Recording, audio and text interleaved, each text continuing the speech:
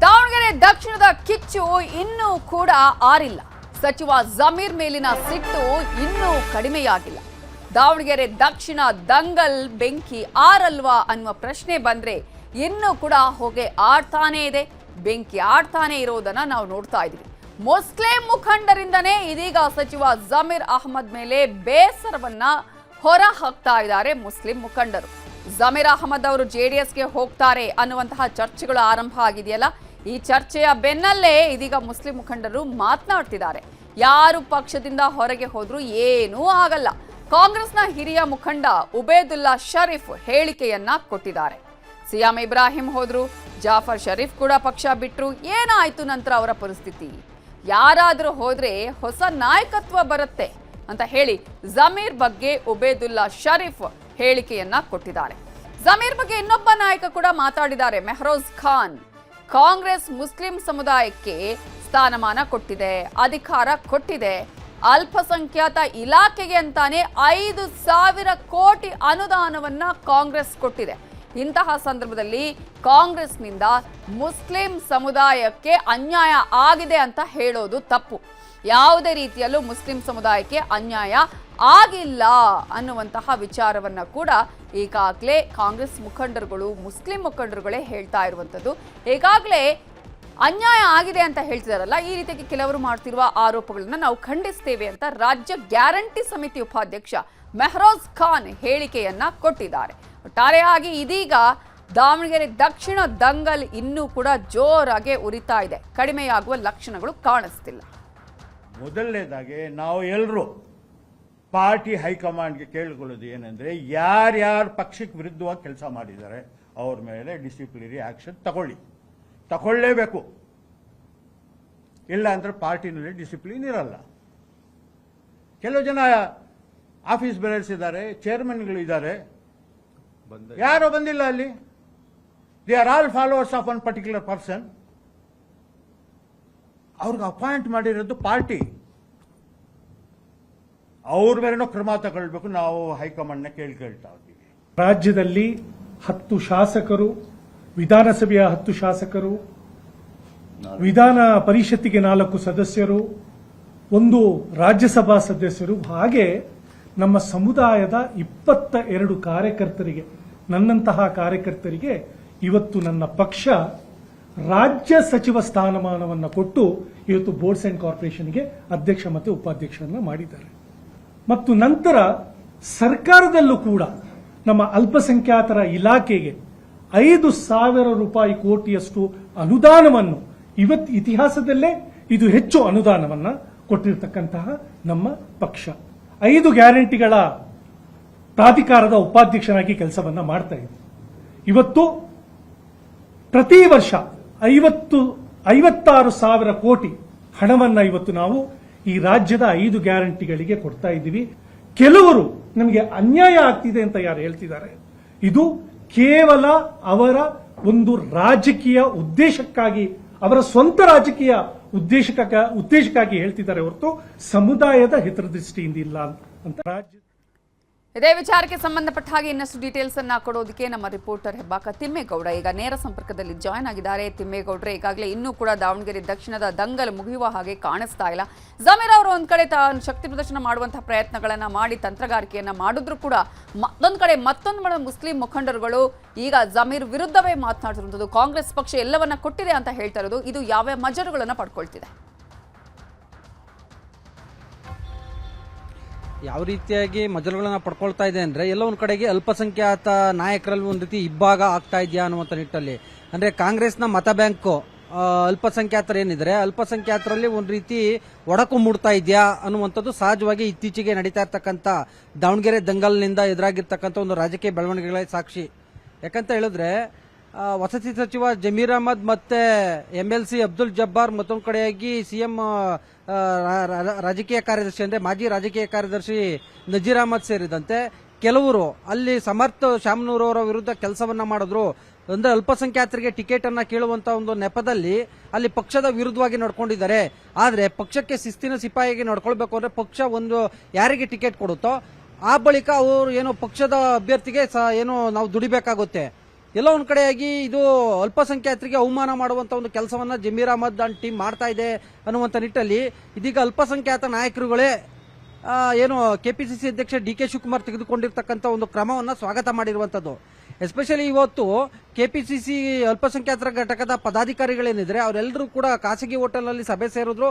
ಆ ಬಳಿಕ ಸುದ್ದಿಗೋಷ್ಠಿಯನ್ನ ನಡೆಸೋದ್ರ ಮೂಲಕವಾಗಿ ಜಮೀರ್ ಅಹಮದ್, ಮತ್ತೊಂದು ಕಡೆಯಾಗಿ ಅಬ್ದುಲ್ ಜಬ್ಬಾರ್ ಮತ್ತೆ ನಜೀರ್ ಅಹಮದ್ ಇವ್ರ ಮೂವರ ವಿರುದ್ಧವೂ ಕೂಡ ತೀವ್ರ ವಾಗ್ದಾಳಿಯನ್ನ ನಡೆಸಿರುವಂತದ್ದು. ಪಕ್ಷಕ್ಕಿಂತ ದೊಡ್ಡವರು ಯಾರು ಇಲ್ಲ, ಯಾರೇ ತಪ್ಪು ಮಾಡಿದ್ರು ಮುಲಾಜಿಲ್ದಲೇ ಕ್ರಮವನ್ನು ತೆಗೆದುಕೊಳ್ಬೇಕು. ಅಬ್ದುಲ್ ಜಬ್ಬಾರ್ ಅವರು ಏನು ನಮ್ಮ ಮನೆಗೆ ಬಂದು ಯಾರು ಕರೀಲಿಲ್ಲ ಅಂತಾರೆ, ಆದ್ರೆ ಅವರು ಪಕ್ಷದ MLC ಆಗಿದ್ದಾರೆ. ಮತ್ತೊಂದು ಕಡೆಯಾಗಿ ಅಲ್ಪಸಂಖ್ಯಾತರ ಘಟಕದ ಅಧ್ಯಕ್ಷ ಆಗಿದ್ರು. ಅವರು ಅವತ್ತು ಅಲ್ಲಿ ಮುಂದಿನ ಕೈ ಕೆಲಸವನ್ನ ಮಾಡಬೇಕಾಗಿತ್ತು. ನಾವೆಲ್ಲರೂ ಕೂಡ ಬೆಂಗಳೂರಿಂದ ಹೋಗಲ್ಲಿ ಕ್ಯಾಂಪ್ ಹಾಕಿದ್ದೀವಿ, ನಮಗೆ ಪಕ್ಷ ಮುಖ್ಯ.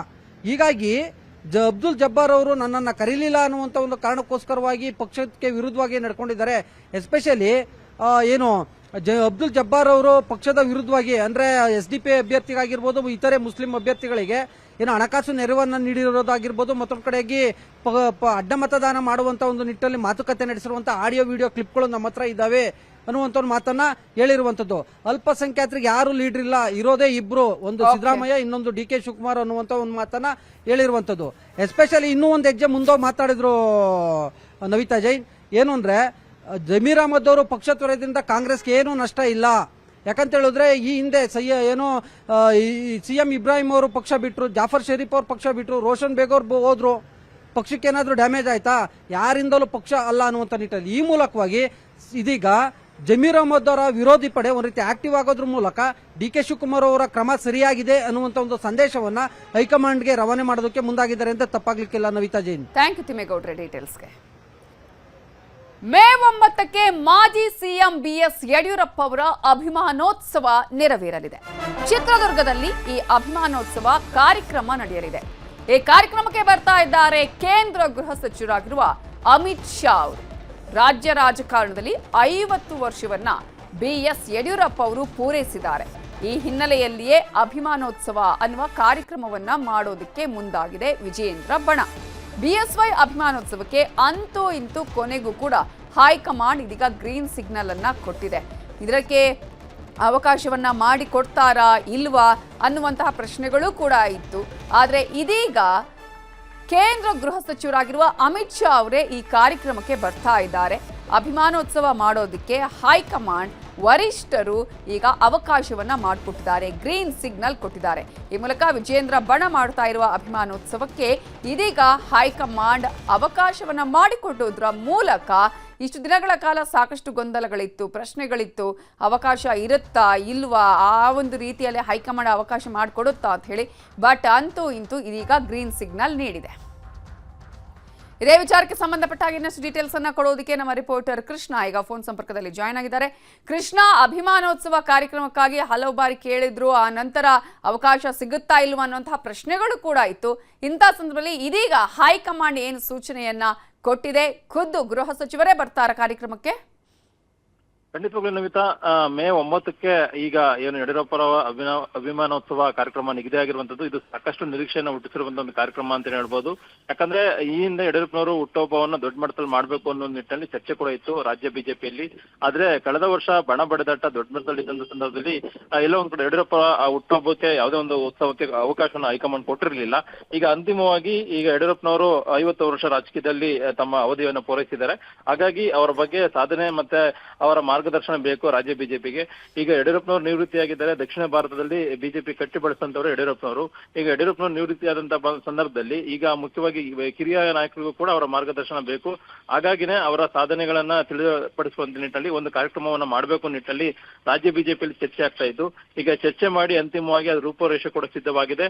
ಮೇ 9ನೇ ತಾರೀಕು ಚಿತ್ರದುರ್ಗದಲ್ಲಿ ಅಂದ್ರೆ ಏನು ಮಧ್ಯ ಕರ್ನಾಟಕ ಕೇಂದ್ರ ಭಾಗ ಅಂತ ಹೇಳ್ಬೋದು, ಆ ಒಂದು ಭಾಗದಲ್ಲಿ ದೊಡ್ಡ ಮಟ್ಟದ ಇಡೀ ರಾಜ್ಯದಿಂದ ಜನರನ್ನ ಅಲ್ಲಿ ಸೇರಿಸೋದ್ರ ಮುಖಾಂತರವಾಗಿ ಒಂದು ಚಿತ್ರದುರ್ಗದಲ್ಲೇ ದೊಡ್ಡ ಮಟ್ಟದ ಯಡಿಯೂರಪ್ಪನವರ ಅಭಿಮಾನೋತ್ಸವ ಕಾರ್ಯಕ್ರಮವನ್ನ ಮಾಡುವಂತ ನಿಟ್ಟಿನಲ್ಲಿ ಈಗಾಗಲೇ ಭರ್ಜರಿ ಸಿದ್ಧತೆಯನ್ನು ಮಾಡ್ಕೊಂಡಿರುವಂತದ್ದು.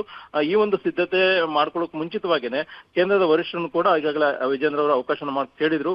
ಈಗ ಅಂತಿಮವಾಗಿ ಅವರು ಗ್ರೀನ್ ಸಿಗ್ನಲ್ ಕೂಡ ಕೊಟ್ಟಿದ್ದಾರೆ. ಆ ಕಾರಣಕ್ಕೋಸ್ಕರವಾಗಿನೇ ಈಗ ಕಾರ್ಯಕ್ರಮ ಮಾಡುವಂತ ನಿಟ್ಟಿನಲ್ಲಿ ಈಗಾಗಲೇ ತೀರ್ಮಾನ ತೆಗೆದುಕೊಂಡಿರುವಂತದ್ದು. ಈ ಒಂದು ಕಾರ್ಯಕ್ರಮಕ್ಕೆ ಕೇಂದ್ರ ಗೃಹ ಸಚಿವರಾಗಿರ್ತಕ್ಕಂಥ ಅಮಿತ್ ಶಾ ಅವರು ಕೂಡ ಬರ್ತಾ ಇರುವಂತದ್ದು. ಅಮಿತ್ ಶಾ ಅವರು ಬಂದಂತ ಸಂದರ್ಭದಲ್ಲಿ ಸಹಜವಾಗಿನೇ ಸಾಕಷ್ಟು ಕುತೂಹಲಕ್ಕೆ ಎಡೆ ಮಾಡಿಕೊಟ್ಟಿದೆ ಈ ಒಂದು ಕಾರ್ಯಕ್ರಮ. ಒಂದ್ ಕಡೆಗೆ ರಾಜ್ಯ ಬಿಜೆಪಿಯಲ್ಲಿ ವಿಜೇಂದ್ರ ಅವರನ್ನ ಬದಲಾವಣೆ ಮಾಡಬೇಕು ನಿಟ್ಟಿನಲ್ಲಿ ಕೂಡ ಒಂದು ಚರ್ಚೆ ನಡೀತಾ ಇತ್ತು. ಅಂತ ಸಂದರ್ಭದಲ್ಲಿ ಈಗ 3 ವರ್ಷಗಳನ್ನು ಕೂಡ ಪೂರೈಸ್ತಾ ಇದ್ದಾರೆ. ಇಂತಹ ಸಂದರ್ಭದಲ್ಲಿ ಈ ಒಂದು ಕಾರ್ಯಕ್ರಮ ಎಲ್ಲೊಂದ್ ಕಡೆ ರಾಜ್ಯ ಬಿಜೆಪಿ ಬೂಸ್ಟ್ ಕೊಡುವಂತದ್ದು, ಮತ್ತೊಂದ್ ಕಡೆ ವಿಜೇಂದ್ರ ಅವರ ನಾಯಕತ್ವಕ್ಕೂ ಕೂಡ ಒಂದು ಶಕ್ತಿಯನ್ನ ತರುವಂತ ನಿಟ್ಟಿನಲ್ಲಿ ಈ ಒಂದು ಕಾರ್ಯಕ್ರಮ ಪ್ರಯೋಜನ ಆಗುತ್ತೆ ಅನ್ನುವಂಥದ್ದು ಕೂಡ ರಾಜ್ಯ ಬಿಜೆಪಿಯಲ್ಲಿ ಚರ್ಚೆ ಆಗ್ತಾ ಇದೆ. ಅದಕ್ಕೆ ಪೂರಕವಾಗಿನೇ ವಿಜೇಂದ್ರ ಮತ್ತೆ ಯಡಿಯೂರಪ್ಪನವರ ಕುಟುಂಬ ಮತ್ತೆ ಅಭಿಮಾನಿಗಳು ಅವರೆಲ್ಲ ಸೇರ್ಕೊಂಡು ಈ ಒಂದು ಕಾರ್ಯಕ್ರಮವನ್ನು ಮಾಡ್ತಾ ಇರುವಂತದ್ದು. ಹೀಗಾಗಿನೇ ಈಗ ಕಾರ್ಯಕ್ರಮ ಅಂತಿಮವಾಗಿ ನಿಗದಿ ಆಗಿರ್ತಕ್ಕಂಥ ಸಂದರ್ಭದಲ್ಲಿ ಸಹಜವಾಗಿನೇ ರಾಜ್ಯ ಬಿಜೆಪಿಯ ಉಳಿದಿರ್ತಕ್ಕಂಥ ನಾಯಕರು ಯಾವ ರೀತಿಯಾಗಿ ಈ ಒಂದು ಕಾರ್ಯಕ್ರಮವನ್ನ ತೆಗೆದುಕೊಳ್ತಾರೆ ಮತ್ತೆ ಅದರ ನಡೆಯನ್ನ ತೋರ್ತಾರೆ ಅನ್ನೋದು ಒಂದು ಪ್ರಶ್ನೆ ಆದ್ರೆ, ಮತ್ತೊಂದು ಕಡೆ ಈ ಒಂದು ಕಾರ್ಯಕ್ರಮಕ್ಕೆ ಅಮಿತ್ ಶಾ ಬರ್ತಾ ಇರುವಂತದ್ದು ಕೂಡ ಸಾಕಷ್ಟು ಮಹತ್ವವನ್ನು ಪಡ್ಕೊಂಡಿರುವಂತದ್ದು. ನವಿತಾ, ಥ್ಯಾಂಕ್ ಯು ಕೃಷ್ಣ ಡೀಟೇಲ್ಸ್ಗೆ. ಜಪಾನ್ನಲ್ಲಿ ಭಾರೀ ಪ್ರಮಾಣದ ಭೂಕಂಪನ ಸಂಭವಿಸಿದೆ. ರಿಕ್ಟರ್ ಮಾಪಕದಲ್ಲಿ ಇದರ ತೀವ್ರತೆ 7.4ರಷ್ಟು ದಾಖಲಾಗಿದೆ. ಭಾರೀ ಪ್ರಮಾಣದ ಭೂಕಂಪನ ಜಪಾನ್ನಲ್ಲಿ ಈಗ ಉಂಟಾಗಿರೋದು. ಮೆಟ್ರೋ ಸೇವೆ, ಬುಲೆಟ್ ಟ್ರೈನ್ ಅನ್ನ ಬಂದ್ ಮಾಡಲಾಗಿದೆ. ಜೊತೆಗೆ ಸುನಾಮಿಯ ಎಚ್ಚರಿಕೆಯನ್ನು ಕೂಡ ಇದೀಗ ಪ್ರಧಾನಿ ಕೊಟ್ಟಿದ್ದಾರೆ. 7.4 ತೀವ್ರತೆಯಲ್ಲಿ ಇದೀಗ ರಿಕ್ಟರ್ ಮಾಪಕದಲ್ಲಿ ಇದರ ದಾಖಲೆ ಆಗಿರೋದು. ಪೆಸಿಫಿಕ್ ಕೋಸ್ಟಲ್ ಭಾಗದಲ್ಲಿ ಹಾನಿಯಾಗಿದ್ದು ನದಿಗಳು ಉಕ್ಕಿ ಹರಿಯುವ ಎಚ್ಚರಿಕೆಯನ್ನು ಕೂಡ ಕೊಟ್ಟಿದ್ದಾರೆ. ಪೆಸಿಫಿಕ್ ರಿಂಗ್ ಆಫ್ ಫೈರ್ನ ಪಶ್ಚಿಮ ಅಂಚಿನಲ್ಲಿರುವಂತಹ 4 ಪ್ರಮುಖ ಭಾಗಗಳಲ್ಲಿ ಭಾರಿ ಹಾನಿಯಾಗುವಂತಹ ಸಾಧ್ಯತೆ ಇದೆ. ಈಗಾಗಲೇ ಜನರನ್ನ ಸ್ಥಳಾಂತರ ಮಾಡುವಂತಹ ಕಾರ್ಯವನ್ನು ಕೂಡ ಆರಂಭ ಮಾಡಲಾಗಿದೆ.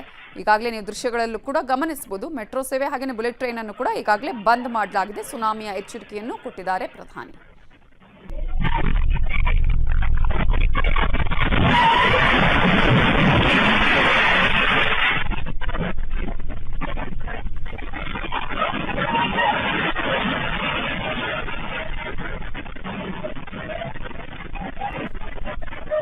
ಜಪಾನ್ನಲ್ಲಿ ಭಾರೀ ಪ್ರಮಾಣದಲ್ಲಿ ಭೂಕಂಪನ ಸಂಭವಿಸಿದೆ.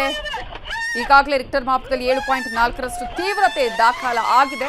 ಸುನಾಮಿಯ ಎಚ್ಚರಿಕೆಯನ್ನು ಕೂಡ ಅಲ್ಲಿನ ಪ್ರಧಾನಿ ಕೊಟ್ಟಿದ್ದಾರೆ. ಏನ್ ಬೇಕಾದ್ರೂ ಆಗ್ಬೋದು, ಹಾನಿ ಆಗುವಂತಹ ಸಾಧ್ಯತೆಗಳು ಇದೆ ಅಂತ ಹೇಳಿ. ಈಗಾಗಲೇ ಈ ಒಂದು ಸಂದರ್ಭದಲ್ಲಿ ಕೇವಲ ಸುನಾಮಿಯ ಎಚ್ಚರಿಕೆ ಮಾತ್ರ ಅಲ್ಲ, ಈಗಾಗಲೇ ಪಶ್ಚಿಮ ಅಂಚಲ್ಲಿರುವ 4 ಪ್ರಮುಖ ಭಾಗಗಳಲ್ಲೂ ಹಾನಿಯಾಗುವಂತಹ ಸಾಧ್ಯತೆ ಇದೆ. 800 ಕಿಲೋಮೀಟರ್ ನೀರೊಳಗಿನ ಕಂದಕದಲ್ಲಿ ಫಿಲಿಪೈನ್ಸ್ ಸಮುದ್ರದ ಸಾಗರ ಟೆಕ್ಟೋನಿಕ್ ಪ್ಲೇಟ್, ಜಪಾನ್ ಮೇಲಿರುವಂತಹ ಭೂಖಂಡದ ಪ್ಲೇಟ್ ಇದು. ಇದರ ಅಡಿಯಲ್ಲಿ ಅಧೀನಗೊಳ್ಳುತ್ತಿದೆ ಅಥವಾ ನಿಧಾನವಾಗಿ ಜಾರ್ತಾ ಇರೋದನ್ನ ಇಲ್ಲಿ ಈಗಾಗಲೇ ಹೇಳಲಾಗಿದೆ. ಪೆಸಿಫಿಕ್ ಕೋಸ್ಟಲ್ ಭಾಗದಲ್ಲಿ ದೊಡ್ಡ ಮಟ್ಟದಲ್ಲಿ ಹಾನಿ ಕೂಡ ಉಂಟಾಗಿದೆ. ಪ್ರಮುಖವಾಗಿ ಈಗ ಬಹಳ ಹಾನಿಯಾಗುವಂತಹ ಸಾಧ್ಯತೆ ಇದೆ ಅನ್ನೋದನ್ನು ಕೂಡ ಅಲ್ಲಿ ಅಂದಾಜು ಮಾಡಲಾಗಿದೆ. ಹಾಗಾಗಿ ಈಗ ಜನರನ್ನ ಸ್ಥಳಾಂತರ ಮಾಡುವ ಕಾರ್ಯವನ್ನು ಕೂಡ ಕೈಗೊಳ್ಳಲಾಗಿದೆ.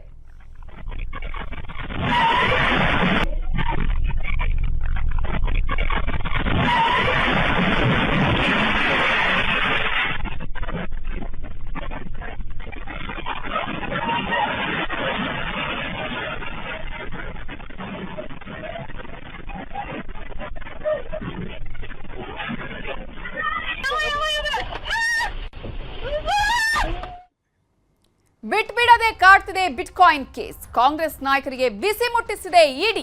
ಶ್ರೀಕಿ ಜೊತೆ ಯಾರಿಗೆ ಹೇಗೆಲ್ಲ ನಂಟು?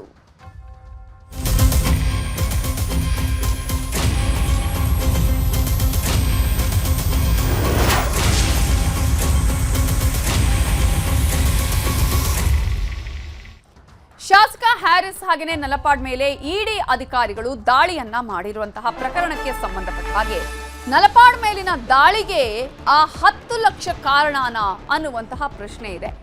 2020ರಲ್ಲಿ ಶ್ರೀಕಿ ಅಲಿಯಾಸ್ ಶ್ರೀಕೃಷ್ಣ ಮೇಲೆ FIR ದಾಖಲಾಗುತ್ತೆ. ಆ ಒಂದು FIR ಅಶೋಕನಗರ ಠಾಣೆಯಲ್ಲಿ ದಾಖಲಾಗಿರೋದು. ಶ್ರೀಕಿ ಸೇರಿದಂತೆ 3 ಮೇಲೆ ಆ ಸಂದರ್ಭದಲ್ಲಿ FIR ದಾಖಲಾಗುತ್ತೆ. ಈ ಪ್ರಕರಣವನ್ನ ಆಗ ಸರ್ಕಾರ SITಯ ತನಿಖೆಗೂ ಕೂಡ ಕೊಡುತ್ತೆ, ರಚನೆ ಮಾಡುತ್ತೆ SITಯನ್ನ. ಯಶೋಧಾ ದೇವಿ ಅನ್ನೋರು ಕೊಟ್ಟಂತಹ ದೂರು, ಆ ದೂರಿನ ಆಧಾರದ ಮೇಲೆ FIR ದಾಖಲಾಗಿತ್ತು. ಶ್ರೀಕಿ, ರಾಬಿನ್ ಖಂಡೇಲ್ವಾಲಾ ಹಾಗೆಯೇ ಅಜಿತ್ ಖಂಡೇಲ್ವಾಲಾ ಈ 3 ಮೇಲೆ FIR ದಾಖಲಾಗುತ್ತೆ. 28 ಲಕ್ಷ ಬಿಟ್ಕಾಯಿನ್ ನಲ್ಲಿ ಹೂಡಿಕೆ ಮಾಡಬೇಕು ಅನ್ನುವ ಆಫರ್ ಅನ್ನ ಈ ಗ್ಯಾಂಗ್ ಕೊಡುತ್ತೆ. 28 ಲಕ್ಷಕ್ಕೆ ಬದಲಾಗಿ ನಿಮಗೆ 45 ಲಕ್ಷ ರೂಪಾಯಿ ನಾವು ಕೊಡ್ತೀವಿ, ಬರುತ್ತೆ ಅಂತ ಈ ಆರೋಪಿಗಳು ನಂಬಿಸ್ತಾರೆ. ಹಿನ್ನೆಲೆಯಲ್ಲಿ ಆರೋಪಿಗಳ ಮಾತು ನಂಬಿ ಯಶೋಧಾದೇವಿ ಹಣವನ್ನು ಕೂಡ ಹೂಡ್ತಾರೆ. 28 ಲಕ್ಷ ಹಣ ಮತ್ತು ಲಾಭ ಈ ಎರಡನ್ನೂ ಕೂಡ ಕೊಡದೆ ಈ ಗ್ಯಾಂಗ್ ವಂಚನೆ ಮಾಡುತ್ತೆ. ವ್ಯವಸ್ಥಿತವಾಗಿ ಬಿಟ್ ಕಾಯಿನ್ ಹ್ಯಾಕಿಂಗ್ ಮಾಡ್ತಾ ಇತ್ತು ಈ ಗ್ಯಾಂಗ್. ಇದೇ ಕಾರಣಕ್ಕಾಗಿ ಅವರು ಕೊಟ್ಟಂತಹ ದೂರಿನ ಆಧಾರದ ಮೇಲೆ ಜೊತೆಗೆ ಒಂದಷ್ಟು ಆರೋಪಗಳು ಕೇಳಿ ಬಂದಂತಹ ಹಿನ್ನೆಲೆಯಲ್ಲಿ ಎಸ್ಐಟಿ ತನಿಖೆಗೂ ಕೂಡ ವಹಿಸಲಾಗುತ್ತೆ ಈ ಪ್ರಕರಣವನ್ನ. ಈ ಪ್ರಕರಣದ ತನಿಖೆ ವೇಳೆ ನಲಪಾಡ್ ಅವರ ಹೆಸರು ಕೇಳಿ ಬಂದಿತ್ತು. ನಲಪಾಡ್ ಸಹೋದರ ಒಮರ್ ಶ್ರೀಕಿಗೆ ಕ್ಲಾಸ್ಮೇಟ್ ಆಗಿದ್ದ. ಹಾಗಾಗಿ ಶ್ರೀಕಿ ಮತ್ತು ನಲಪಾಡ್ಗೂ ಬಹಳ ಪರಿಚಯ ಇತ್ತು, ಸ್ನೇಹ ಇತ್ತು. ಶ್ರೀಕಿ ತನ್ನ ನಲಪಾಡ್ನ ಸಹೋದರನಿಂದ ಪರಿಚಯ ಆಗಿ ಆನಂತರ ಫ್ರೆಂಡ್ ಕೂಡ ಆಗ್ತಾನೆ. ಹ್ಯಾಕ್ ಮಾಡಿ ಬಾಂಬೆ ಮೂಲದ ವ್ಯಕ್ತಿಗೆ ಶ್ರೀಕಿ ಕಳುಹಿಸಿರ್ತಾನೆ. ಬಾಂಬೆಯಿಂದ ನಲಪಾಡ ಅಕೌಂಟ್ಗೆ 10 ಲಕ್ಷ ರೂಪಾಯಿ ಬಂದಿರುತ್ತೆ. ಹಣ ವರ್ಗಾವಣೆ ಕುರಿತು ಎಸ್ಐಟಿ ತನಿಖೆ ಮಾಡಿದಾಗ ನಲಪಾಡ್ನ ಈ ವ್ಯವಹಾರದ ಕುರಿತು ಮಾಹಿತಿ ಕೂಡ ಲಭಿಸುತ್ತೆ. ಹಣ ವಾಪಸ್ ಕೊಡ್ತೀನಿ ಅಂತಾನು ನಲಪಾಡಾಗ ಹೇಳಿರ್ತಾರೆ. ಆದರೆ ಇದುವರೆಗೂ ಹಣವನ್ನ ನಲಪಾಡ್ ವಾಪಸ್ ಕೊಟ್ಟಿಲ್ಲ. ಇದರ ಜೊತೆಗೆ ಇನ್ನೂ ಕೂಡ ಅಂತಿಮ ಚಾರ್ಜ್ ಶೀಟ್ ಸಲ್ಲಿಸಿಲ್ಲ ಎಸ್ಐಟಿ. ಆ ತನಿಖೆಯ ಭಾಗವಾಗಿಯೇ ಇವತ್ತು ಇಡಿ ದಾಳಿ ನಡೆಸಿದೆ, ತನಿಖೆಯನ್ನ ಮಾಡ್ತಾ ಇದೆ, ಪರಿಶೀಲನೆಯನ್ನ ಮಾಡ್ತಾ ಇದೆ. ಹ್ಯಾರಿಸ್ ಹಾಗೂ ನಲಪಾಡ್ ನಂಟಿನ ಬಗ್ಗೆ ಇದೀಗ ಶೋಧವನ್ನ ಮಾಡಲಾಗ್ತಾ ಇದೆ. ಶ್ರೀಕಿ ಹಾಗೆಯೇ ಈ ಪ್ರಕರಣದಲ್ಲಿ ಬಿಟ್ಕಾಯಿನ್ ವಿಚಾರದಲ್ಲಿ ಏನೆಲ್ಲ ಆಗಿದೆ, ಯಾವ ರೀತಿಯಾಗಿ ವ್ಯವಹಾರದ ನಂಟಿದೆ ಅನ್ನೋದರ ಬಗ್ಗೆ ಇದೀಗ ಇಡಿ ಅಧಿಕಾರಿಗಳು ಶೋಧವನ್ನ ಮಾಡ್ತಾ ಇದ್ದಾರೆ. ಮುಂಜಾನೆಯಿಂದಲೇ ಇಡಿ ಅಧಿಕಾರಿಗಳು ತಲಾಶ್ ಮಾಡ್ತಿದ್ದಾರೆ. ಬಿಟ್ಕಾಯಿನ್ ವ್ಯವಹಾರಗಳ ಬಗ್ಗೆ ಈಗ ತನಿಖೆಯನ್ನ ಮಾಡ್ತಾ ಇದ್ದಾರೆ ಜಾರಿ ನಿರ್ದೇಶನಾಲಯದ ಅಧಿಕಾರಿಗಳು. ಬರೋಬ್ಬರಿ 12 ಕಡೆಗಳಲ್ಲಿ ಏಕಕಾಲದಲ್ಲಿ ಇಡಿ ಅಧಿಕಾರಿಗಳು ದಾಳಿ ಮಾಡಿದ್ದಾರೆ. 4 ಕಾರಲ್ಲಿ ಬಂದಿದ್ದಾರೆ ಇಡಿ ಅಧಿಕಾರಿಗಳು. ಸತತ 11 ಗಂಟೆಗಳಿಂದ ನಿರಂತರವಾಗಿ ಶೋಧ ಕಾರ್ಯವನ್ನ ಮಾಡಲಾಗ್ತಾ ಇದೆ. ದಾಖಲೆಗಳ ಪರಿಶೀಲನೆಯಲ್ಲಿ ತೊಡಗಿಸಿಕೊಂಡಿದ್ದಾರೆ ಅಧಿಕಾರಿಗಳು. ಯಾರಿಗೂ ಕೂಡ ಅವರ ಮನೆ ಹತ್ರ ಹೋದ್ರೂ ಕೂಡ ಬಿಡ್ತಾ ಇಲ್ಲ. ಬೀಗ ಹಾಕಿದ್ದಾರೆ, ಒಳಗೆ ಹೋಗಂಗೂ ಇಲ್ಲ, ಯಾರು ಹೊರಗಡೆ ಬರುವಂಗೂ ಈಗ ಇಲ್ಲ ಅನ್ನೋದ್ರಲ್ಲಿ ಈಗ ಅವರು ತನಿಖೆಯನ್ನ ಮಾಡಿ ದಾಖಲೆಗಳ ಪರಿಶೀಲನೆಯನ್ನ ನಡೆಸ್ತಿದ್ದಾರೆ. ಇನ್ನು ಕಾಂಗ್ರೆಸ್ನ ಮತ್ತೊಬ್ಬ ಲೀಡರ್ನ ಮೊಮ್ಮಗನಿಗೂ ಕೂಡ ಇಡಿ ಅಧಿಕಾರಿಗಳು ಶಾಕ್ ಕೊಟ್ಟಿದ್ದಾರೆ. ಕೆ ರೆಹಮಾನ್ ಖಾನ್ ಕೇಂದ್ರದ ಮಾಜಿ ಸಚಿವರು, ಅವರ ಮೊಮ್ಮಗ ಆಗಿರುವಂತಹ ಅಕೀಬ್ ಖಾನ್ ಮನೆ ಮೇಲೂ ಕೂಡ ಇಡಿ ಅಧಿಕಾರಿಗಳು ದಾಳಿ ಮಾಡಿ ಶಾಕ್ ಕೊಟ್ಟಿದ್ದಾರೆ. ಅಕೀಬ್ ಖಾನ್ ಮನೆಯಲ್ಲಿ ಇಡಿ ಶೋಧ ಕಾರ್ಯವನ್ನ ಅಲ್ಲೂ ಕೂಡ ನಿರಂತರವಾಗಿ ನಡೆಸ್ತಾ ಇದೆ. ರೆಹಮಾನ್ ಖಾನ್ ಮೊಮ್ಮಗ ಅಕೀಬ್ ಖಾನ್ ಅವರ ಮನೆ ಮೇಲೆ ದಾಳಿ ಮಾಡಿದ್ದು ಜಯನಗರದ NMKRV ಕಾಲೇಜ್ ಬಳಿ ಇರುವಂತಹ ಮನೆಗೆ ಈಗ ಅಧಿಕಾರಿಗಳು ದಾಳಿ ಮಾಡಿ ಪರಿಶೀಲನೆ ಮಾಡ್ತಿದ್ದಾರೆ. ಬೆಳಗ್ಗೆ 6:30ರಿಂದ ಅಕೀಬ್ ಖಾನ್ ಮನೆಯಲ್ಲೂ ಕೂಡ ಇಡಿ ಅಧಿಕಾರಿಗಳು ಶೋಧವನ್ನ ನಡೆಸ್ತಾ ಇದ್ದಾರೆ.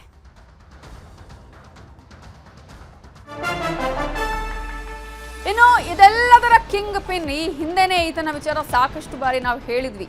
ಬಿಟ್ಕಾಯಿನ್ ಕಿಂಗ್ ಪಿನ್ ಶ್ರೀಕಿ ಮನೆ ಮೇಲೂ ಕೂಡ ಇಡಿ ಅಧಿಕಾರಿಗಳು ದಾಳಿ ಮಾಡಿದ್ದಾರೆ. ಜಯನಗರದಲ್ಲಿರುವ ಶ್ರೀಕಿ ಮನೆಯಲ್ಲಿ ಇಡಿ ಅಧಿಕಾರಿಗಳು ಶೋಧ ಮಾಡಿ ಅಲ್ಲಿ ಏನೇನು ಆಗ್ತಾ ಇದೆ ಅನ್ನೋದರ ಪರಿಶೀಲನೆ ಮಾಡ್ತಾ ಇದ್ದಾರೆ. ಇಡಿ ಅಧಿಕಾರಿಗಳು ದಾಖಲೆಗಳ ಪರಿಶೀಲನೆಯಲ್ಲಿ ತೊಡಗಿಸಿಕೊಂಡಿದ್ದಾರೆ. ಈ ಹಿಂದೆನೇ ಇದೇ ಪ್ರಕರಣದಲ್ಲಿ ಈತ ಜೈಲು ಪಾಲಾಗಿದ್ದ. ಜೈಲಲ್ಲಿ ಇರುವಂತಹ ಸಂದರ್ಭದಲ್ಲೂ ಕೂಡ ಈತ ಒಂದು ರೀತಿಯಲ್ಲಿ ಆಧ್ಯಾತ್ಮಿಕವಾಗಿ ಚಿಂತನೆಗಳನ್ನ ಮಾಡ್ತಿದ್ದ ಅನ್ನೋದನ್ನು ಕೂಡ ನಾವು ಗಮನಿಸಿದ್ವಿ. ಆಮೇಲೆ ಈತ ಜಾಮೀನಿನ ಮೇಲೆ ಹೊರ ಬಂದಿದ್ದ.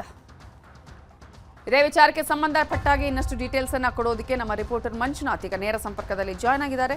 ಮಂಜುನಾಥ್, ಈಗಾಗಲೇ ಬಿಟ್ಕಾಯಿನ್ ವಿಚಾರಕ್ಕೆ ಸಂಬಂಧಪಟ್ಟ ಹಾಗೆ ಇಡಿ ಅಧಿಕಾರಿಗಳು ಇದೀಗ ದಾಳಿಯನ್ನ ಮಾಡಿರೋದು, ಮತ್ತೊಂದು ಕಡೆ ಈಗಾಗಲೇ 12 ಕಡೆಗಳಲ್ಲಿ ದಾಳಿಯನ್ನ ಮಾಡಿದ್ದಾರೆ. ಸದ್ಯಕ್ಕೆ ಏನಾಗ್ತಾ ಇದೆ?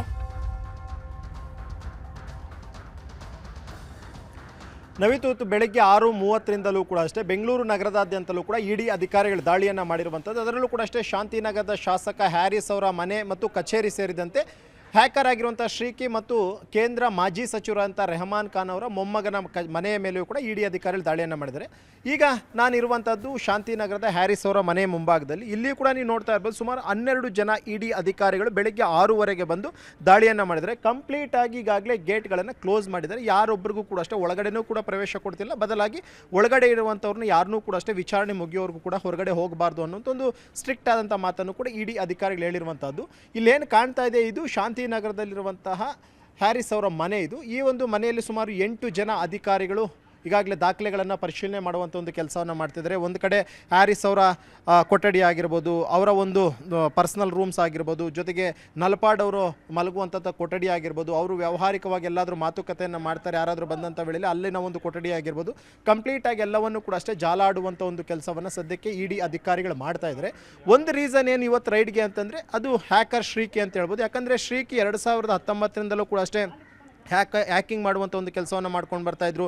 ಒಂದಷ್ಟು ಗೌರ್ನಮೆಂಟ್ನ ವೆಬ್ಸೈಟ್ಗಳನ್ನು ಹ್ಯಾಕ್ ಮಾಡ್ತಾಯಿದ್ರು. ಬೇರೆ ಬೇರೆ ಕಂಪ್ನಿಗಳ ದೊಡ್ಡ ಒಂದು ವೆಬ್ಸೈಟ್ಗಳನ್ನು ಕೂಡ ಹ್ಯಾಕ್ ಮಾಡ್ಕೊಳ್ಳುವಂಥದ್ದು, ಅದರಲ್ಲಿದ್ದಂತಹ ಒಂದು ಡೇಟಾವನ್ನು ಕದ್ದು ಅದನ್ನು ಬೇರೆಯವರಿಗೆ ಮಾರಾಟ ಮಾಡುವಂಥದ್ದಾಗಿರ್ಬೋದು. ಜೊತೆಗೆ ಅದರಲ್ಲಿರುವಂಥ ಒಂದು ಹಣ, ಯಾವುದೇ ಒಂದು ಒಂದು ಅಕೌಂಟ್ನಲ್ಲಿರುವಂಥ ಹಣವನ್ನು ಕೂಡ ಅಷ್ಟೇ ಹ್ಯಾಕ್ ಮಾಡ್ಕೊಂಡು ಅದನ್ನು ಬಿಟ್ಕಾಯಿನ್ಗಳ ಮುಖಾಂತರವಾಗಿ ಬೇರೆ ಬೇರೆ ಕಡೆಗೆ ಟ್ರಾನ್ಸ್ಫರ್ ಮಾಡುವಂಥ ಒಂದು ಕೆಲಸವನ್ನು ಶ್ರೀಕೆ ಮಾಡ್ತಾ ಇದ್ದ. ಇನ್ನು ಈ ಒಂದು ಹ್ಯಾರಿಸ್ ನಲ್ಪಾಡ್ ಏನಿದ್ದಾರೆ, ಇವರು ಕೂಡ ಅಷ್ಟೇ ಇವರ ಅಣ್ಣ ಉಮರ್ ನಲ್ಪಾಡ್ನ ಒಂದು ಕ್ಲಾಸ್ಮೇಟ್ ಒಂದು ಶ್ರೀಕೆ ಆಗಿರ್ತಾನೆ. ಆ ಮೂಲಕವಾಗಿ ಹ್ಯಾರಿಸ್ ನಲ್ಪಾಡ್ಗೂ ಕೂಡ ಅಷ್ಟೇ ಅವರು ಪರಿಚಯ ಆಗ್ತಾರೆ. ಅದಾದಂಥ ಬಳಿಕ ಒಂದಷ್ಟು ಹ್ಯಾಕ್ ಮಾಡುವಂತಹದ್ದು ಮತ್ತು ಒಂದಷ್ಟು ಬಿಟ್ಕಾಯಿನ್ಗಳನ್ನು ಮಾರಾಟ ಮಾಡಿರುವಂಥ ಬಂದಿರುವಂಥ ಒಂದು ಹಣದಲ್ಲಿ ನಲ್ಪಾಡ್ಗೆ ಒಂದು 10 ಲಕ್ಷ ಹಣವನ್ನು ಕೂಡ ಅಷ್ಟೇ ಇವರು ಟ್ರಾನ್ಸ್ಫರ್ ಮಾಡಿಸಿರ್ತಾರೆ ಮುಂಬೈಯಿಂದ. ಆ ಒಂದು ಕಾರಣಕ್ಕೋಸ್ಕರ ಇಡಿ ಅಧಿಕಾರಿಗಳು ಒಂದು ದಾಳಿಯನ್ನು ಮಾಡಿದ್ದಾರೆ. ಒಂದು ಕಡೆ ಮನೆ, ಮತ್ತೊಂದು ಕಡೆಯಲ್ಲಿ ನೀವು ನೋಡ್ತಾ ಇರ್ಬೋದು ಕಚೇರಿ, ಅದು ನಲ್ಪಾಡ್ ಅವರ ಕಚೇರಿ ಅದು. ಆ ಒಂದು ಕಚೇರಿಯ ಮೇಲೆ ಕೂಡ ಸುಮಾರು 4 ಜನ ಇಡಿ ಅಧಿಕಾರಿಗಳು ಈಗಾಗಲೇ ದಾಖಲೆಗಳನ್ನು ಪರಿಶೀಲನೆ ಮಾಡ್ತಿದ್ದಾರೆ. ಮೇಯ್ನ್ ಆಗಿ ಒಂದು ಇನ್ಸಿಡೆಂಟ್ ಆಗೋದಕ್ಕೆ ಅಂದರೆ ಈ ಒಂದು ದಾಳಿಯ ಹಿನ್ನೆಲೆಯನ್ನು ನೋಡ್ತಾ ಹೋದಂಥ ವೇಳೆಯಲ್ಲಿ 2020ರಲ್ಲಿ ಏನು ಅಶೋಕ್ ನಗರ ಪೊಲೀಸ್ ಸ್ಟೇಷನಲ್ಲಿ ಯಶೋಧಾದೇವಿ ಕೊಟ್ಟಂತಹ ದೂರಿನನ್ವಯವಾಗಿ ಈ ಒಂದು ಕೇಸ್ ರಿಜಿಸ್ಟರ್ ಆಗಿರುತ್ತೆ. ಅದು SITಗೆ ಕೂಡ ಹೋಗುತ್ತೆ. SITಗೆ ಹೋದಂತಹ ಬಳಿಕ ಆ ಒಂದು ಪ್ರಕರಣದಲ್ಲಿ ಇನ್ವೆಸ್ಟಿಗೇಷನ್ ಮಾಡಿದಂತಹ ಅಧಿಕಾರಿಗಳು ಚಾರ್ಜ್ ಶೀಟನ್ನು ಸಬ್ಮಿಟ್ ಮಾಡಲಿ, ಜೊತೆಗೆ 10 ಲಕ್ಷ ರೂಪಾಯಿ ಹಣವನ್ನು ಬಾಂಬೆ ಮೂಲದಿಂದಾಗಿ ನಲ್ಪಾಡ್ಗೆ ಬಂದಿರುತ್ತೆ ಅನ್ನುವಂಥದ್ರ ಬಗ್ಗೆ ಕೂಡ ಅಷ್ಟೇ ಅಲ್ಲಿ ಉಲ್ಲೇಖ ಮಾಡಿರ್ತಾರೆ. ಜೊತೆಗೆ ನಲ್ಪಾಡ್ ಆ ಒಂದು ಹಣವನ್ನು ರಿಟರ್ನ್ ಮಾಡ್ತೀನಿ ಅಂದಂಥವ್ರು ಇದುವರೆಗೂ ಕೂಡ ಮಾಡಿರಲಿಲ್ಲ. ಆ ಒಂದು ತನಿಖೆಯ ಭಾಗವಾಗಿ ಇಡಿ ಅವರು ಕೂಡ ಅಷ್ಟೇ ಕೇಸನ್ನು ರಿಜಿಸ್ಟರ್ ಮಾಡಿಕೊಂಡು ಇವತ್ತು ದಾಳಿಯನ್ನು ಮಾಡಿ ಪರಿಶೀಲನೆ ಮಾಡ್ತಿದ್ದಾರೆ. ಬಹುತೇಕ ಸಂಜೆಯ ವೇಳೆಗೆ ಪರಿಶೀಲನೆಯ ಸಂದರ್ಭದಲ್ಲಿ ಏನೆಲ್ಲ ರೀತಿಯಂಥ ದಾಖಲಾತಿಗಳು ಸಿಕ್ಕರು, ಅಕ್ರಮವಾಗಿ ಏನಾದರೂ ಹಣವನ್ನು ಇವರು ಬೇರೆ ಕಡೆ ಹೂಡಿಕೆಯನ್ನು ಮಾಡಿದಾರಾ ಅಥವಾ ಅಕ್ರಮವಾಗಿ ಹಣವನ್ನು ವರ್ಗಾವಣೆ ಏನಾದರೂ ಮಾಡಿದಾರ ಅನ್ನೋದ್ರ ಬಗ್ಗೆ ಸ್ಪಷ್ಟವಾದಂಥ ಮಾಹಿತಿ ಸಿಗುತ್ತೆ. ನವಿತಾ, ಥ್ಯಾಂಕ್ ಯು ಮಂಜುನಾಥ್ ಡೀಟೇಲ್ಸ್ಗೆ. ಸರ್ಕಾರಿ ನೌಕರಿ ಕೊಡಿಸೋದಾಗಿ ಹೇಳಿ ಭಾರಿ ವಂಚನೆಯನ್ನ ಮಾಡಿರುವಂತಹ ಘಟನೆ ನಡೆದಿದೆ. ಸುಮಾರು 1 ಕೋಟಿ ರೂಪಾಯಿ ವಂಚನೆ ಮಾಡಿದ್ದಾರೆ ದಂಪತಿ. ಹಾವೇರಿಯಲ್ಲಿ ಬಯಲಾಗಿದೆ ಸರ್ಕಾರಿ ನೌಕರಿ ಹಗರಣ. 1 ಕೋಟಿ ರೂಪಾಯಿ ಮಾಡಿದೆ ಈ ಒಂದು ದಂಪತಿ ವಂಚನೆ. ಸರ್ಕಾರಿ ನೌಕರಿ ಕೊಡಿಸ್ತೀನಿ ಅಂತ ಹೇಳಿ ಭಾರಿ ವಂಚನೆಯನ್ನ ಮಾಡಿದೆ ಈ ದಂಪತಿ. Railway, post office, SDA, FDA ನೌಕರಿ ಹೆಸರಲ್ಲಿ ವಂಚನೆಯನ್ನ ಎಸಗಲಾಗಿದೆ. 25ಕ್ಕೂ ಹೆಚ್ಚು ನಿರುದ್ಯೋಗಿಗಳನ್ನೇ ಟಾರ್ಗೆಟ್ ಮಾಡಿಕೊಂಡು 1 ಲಕ್ಷ ರೂಪಾಯಿ ವಸೂಲಿಯನ್ನ ಈ ದಂಪತಿ ಮಾಡಿದ್ದಾರೆ. ಶಿರ್ಸಿ ಮೂಲದ ವಸೀಂ ಚೌಧರಿ ವಿರುದ್ಧ ದೂರು ದಾಖಲಾಗಿದೆ. 2018ರಲ್ಲಿ ವಸೀಂ ಚೌಧರಿ ಪತ್ನಿ ಸಮೀನಾ ಮೂಲಕ ಗಾಳ ಹಾಕಿದ್ದಾರೆ. ನದಿ ನೀರಲಗಿ ಗ್ರಾಮದ ಉರ್ದು ಶಾಲೆಯ ಶಿಕ್ಷಕಿಯಾಗಿದ್ರು ಪತ್ನಿ ಸಮೀನಾ ಶೇಖ್ ಮೂಲಕ ವಸೀಂ ಚೌಧರಿ ವಂಚನೆಯನ್ನ ಮಾಡಿದ್ದಾರೆ. ರವಿ ಬಾರ್ಕಿ ಮೂಲಕ ಇನ್ನೂ ಕೆಲ ಸಂತ್ರಸ್ತರನ್ನ ಪರಿಚಯ ಮಾಡಿಕೊಳ್ತಾರೆ. ಸುಮಾರು ಈಗ ಈ ಒಂದು ನಿರುದ್ಯೋಗಿಗಳು ವಂಚನೆಗೊಳಗಾದವರು 1 ಕೋಟಿಗೂ ಹೆಚ್ಚು ಹಣ ಕೊಟ್ಟಿದ್ದಾರೆ. ಸಾಲ ಮಾಡಿ ಬಂಗಾರ ಅಡಬಿಟ್ಟು ಕೆಲವರು ತಮ್ಮ ಹಣವನ್ನ ಕೊಟ್ಟಿದ್ದಾರೆ. ಈಗ ಅಂಥವರು ಕಂಗಾಲಾಗಿ ಹೋಗಿದ್ದಾರೆ. ಅಯ್ಯೋ, ನಾವು ಮೋಸ ಹೋದ್ವಿ ಅಂತ ಹಣ ವಾಪಸ್ ಕೇಳೋದಕ್ಕೆ ಹೋದ್ರೆ ವಸೀಂ ಚೌಧರಿ ದಬ್ಬಾಳಿಕೆ ಮಾಡ್ತಾನಂತೆ. ಹಾವೇರಿ ಶಹರ ಠಾಣೆಯಲ್ಲಿ ವಸೀಂ ಚೌಧರಿ ವಿರುದ್ಧ ಇದೀಗ ದೂರು ದಾಖಲಾಗಿದೆ. ದೋಖಾ ಮಾಡಿದಂತಹ ದಂಪತಿಗೆ ಪೊಲೀಸರು ಶೋಧವನ್ನ ಮಾಡ್ತಾ ಇದ್ದಾರೆ. ಆಲ್ಮೋಸ್ಟ್ 1 ಕೋಟಿಗೂ ಹೆಚ್ಚು ಹಣ ಅಂತ ಹೇಳಿದ್ರೆ ಎಷ್ಟರ ಮಟ್ಟಿಗೆ ನಿರುದ್ಯೋಗಿಗಳನ್ನ ಇವರು ತಾವು ವಂಚನೆ ಮಾಡೋದಕ್ಕೆ ಅಂತಾನೆ ಪ್ರೀ ಪ್ಲಾನ್ ಮಾಡ್ಕೊಂಡಿದ್ರು ಅನ್ನೋದು ಕೂಡ ಗೊತ್ತಾಗುತ್ತೆ. ದಂಪತಿ ಗಂಡ ಹೆಂಡತಿ ಇಬ್ರು ಸೇರ್ಕೊಂಡು ಮಾಡಿದ್ದಾರೆ ಈ ಒಂದು ವಂಚನೆ.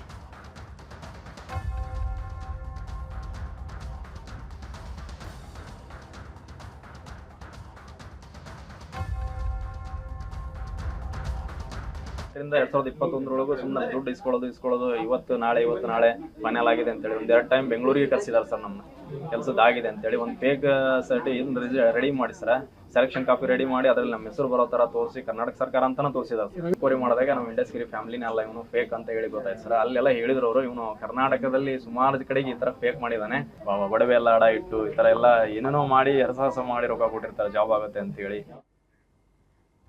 ಇವತ್ತು ಭಕ್ತಿ ಭಂಡಾರಿ ಬಸವಣ್ಣನವರ 895ನೇ ಜನ್ಮ ಜಯಂತಿಯನ್ನ ಆಚರಿಸಲಾಗುತ್ತಿದೆ.